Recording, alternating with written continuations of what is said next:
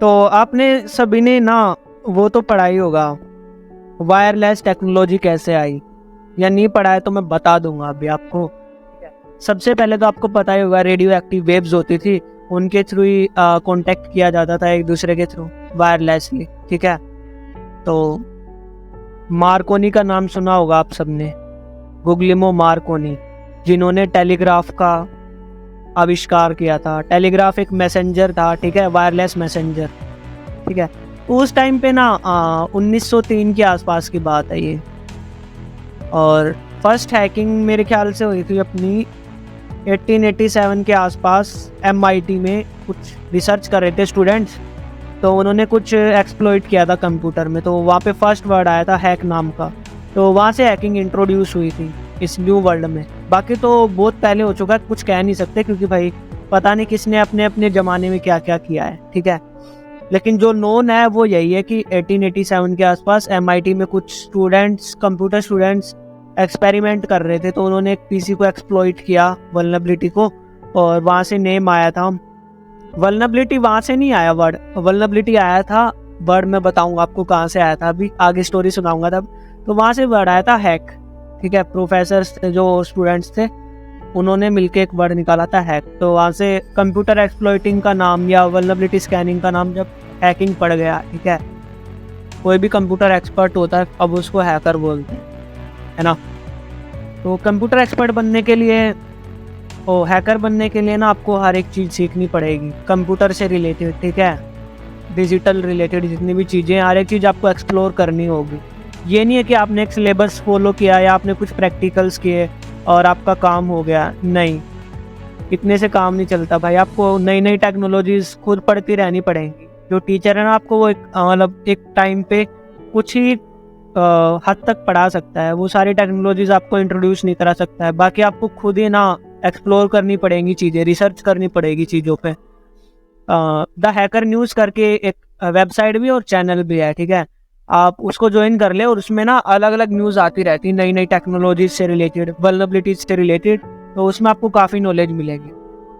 तो हम थे गुग्लिमो मार्कोनी, ठीक है, जिन्होंने वायरलेस का इन्वेंशन किया था, टेलीग्राफ मैसेंजर जिसका नाम था। ठीक है, तो टेलीग्राफ में वायरलेसली सिग्नल्स भेजे जाते थे मोर्स कोड की फॉर्म। ठीक है, मोर्स कोड ये हमारे कुछ साइंस होते थे, ठीक है, डॉट करके, कोमास, स्लैश करके, ऐसे। ठीक है, तो ये हमारे कुछ साइंस होते थे, इनसे मिलकर मोर्स कोड बनता था, और उनके थ्रू टेलीग्राफ मैसेंजर जो था वो काम करता था वायरलेसली। ठीक है, तो 1903 में 1903 के आसपास की बात है, गुग्लिमो मार्कोनी ने एक्सपेरिमेंट किया और वो सक्सेसफुल हो गया वायरलेसली मैसेज भेजने का। तो फिर उसने अपने नाम पेटेंट करा लिया। उसी टाइम का एक जादूगर होया करता था, नेविल नेम का, नेविन मैस्कलिन ऐसा नाम था उसका, नेविल मैस्कलिन। तो वो इल्यूजनिस्ट था, वो जादू करता था, वो इस टेक्निक को यूज़ करता था बहुत पहले से, जो पेटेंट कराया ना मार्कोनी जी ने, तो ये उस टेक्नोलॉजी को बहुत पहले से यूज़ करता था। लेकिन जादूगर का तो पता ही है, वो रिवील नहीं करता भाई अपने सीक्रेट्स किसी के सामने, तो उसने कभी किसी को बताया नहीं, मैं ऐसे करता हूँ, ये करता हूँ। लोग उसको जादूगर समझते थे, क्योंकि वो क्या करता था, रेडियो एक्टिव वेव्स के थ्रू वो 10 मीटर दूर रखे गन पाउडर को भी आग लगा देता था, और लोग समझते थे कि बंदे ने जादू कर दिया है। ठीक है, तो अपने टाइम का बहुत बड़ा जादूगर रहा वो, इल्यूजनिस्ट, मैजिशियन बोल सकते हैं हम। ठीक है, लेकिन वो एक टेक्नीशियन भी था देखा जाए तो। अब उसने अखबार देखा, अखबार तो खाए थे, मतलब खबर आई उसके पास खबर पहुंची, उड़ते उड़ते किसी ने पहुंचा दी कि भाई गुग्लिमो मार्कोनी नाम का कोई बंदा है, उसने ऐसे ऐसे पेटेंट रजिस्टर कराया है इस चीज़ का। जब उसने पढ़ा कि ये टेक्नोलॉजी तो मेरे पास बहुत साल पहले से, यार मैं तो कब से जादू कर रहा हूँ, लेकिन मैंने नहीं बताया, क्योंकि भाई जादूगर अपने अगर सीक्रेट्स रिवील करने लग गया लोगों के सामने तो फिर उसकी वैल्यू नहीं रहती। तो उस डर से उसने कभी किसी को बताया ही नहीं, और वो अब भी नहीं बताना चाहता था, क्योंकि फिर लोगों का विश्वास उठ जाएगा, उसको टेक्नीशियन की नज़र से देखेंगे, जादूगर की नज़र से नहीं। तो फिर नेवल जो था भाई, उसका दिमाग सटक गया, बोला मुझे तो बदला लेना भाई बंदे से। तो फिर पेटेंट कराने के बाद उस पर और एक्सपेरिमेंट हुए। पहले वो कुछ लिमिटेड दूरी तक भेज सकते थे मैसेजेस, ठीक है, कुछ किलोमीटर्स तक। फिर उन्होंने मील्स ट्राई किए, मील्स में सक्सेसफुल हो गए। फिर एक एक्सपेरिमेंट हुआ 200 मील्स का, तो ये बात पता चल गई नेवल को। ठीक है, भाई नेवल था ही अपना जादूगर, खुराफाती दिमाग। नेवल पहुंच गया वहीं पे।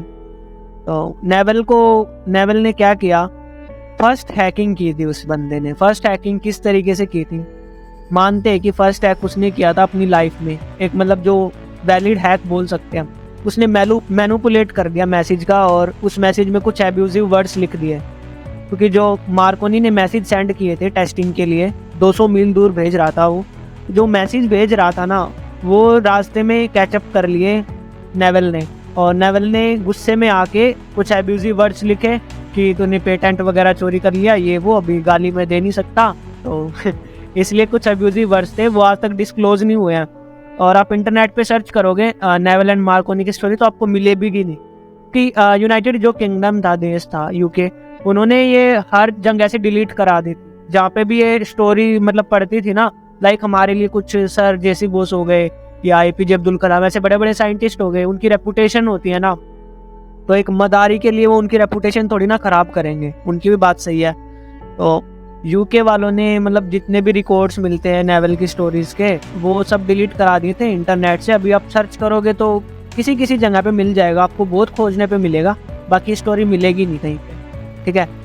और एक बार यूट्यूब पे भी आई थी, और यूट्यूब से भी वो थोड़े दिन बाद ही डिलीट हो गई थी।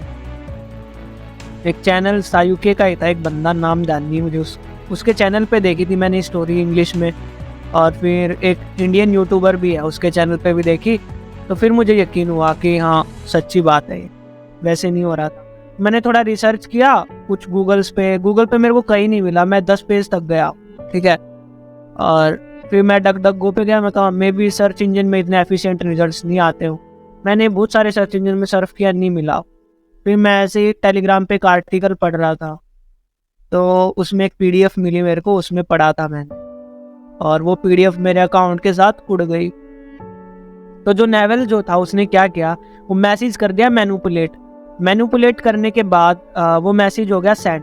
जब उसने वो मैसेज रीड किया मार्कोनी ने, हालांकि पेटेंट तो भाई उसने अपने नाम पे करा लिया था, पेटेंट तो कहाँ से चेंज होता, लेकिन वहाँ से बहुत प्रसिद्धि मिल गई थी, ठीक है, नेवल को। गुमनाम, यानी कि उसने कुछ नाम नहीं दिया था अपना, लेकिन फिर भी उसको गालियाँ दे दी थी, मतलब एब्यूजिव वर्ड्स यूज़ किए थे उसमें। तो वहाँ से ये फर्स्ट हैक स्टार्ट हुआ था। फर्स्ट हैकिंग स्टोरी ये थी आपकी, देख ली। एक नेवल जो कि जादूगर था, इल्यूजनिस्ट था, वो इतना बड़ा टेक्नीशियन था। सो इस फील्ड में मैटर नहीं करता कि आप क्या करते हो, ठीक है, आपकी मेहनत एंड आपकी स्किल मैटर करती है। आप 10th फेल हो, क्या कर रहे हो, कुछ फ़र्क नहीं पड़ता, ठीक है। किसी भी ब्रांच से हो आप, साइबर सिक्योरिटी या एथिकल हैकिंग में जा सकते हो, ठीक है। तो ये था आपका फर्स्ट हैक, और मतलब बहुत ही क्रीपी स्टोरी लगी मेरे को।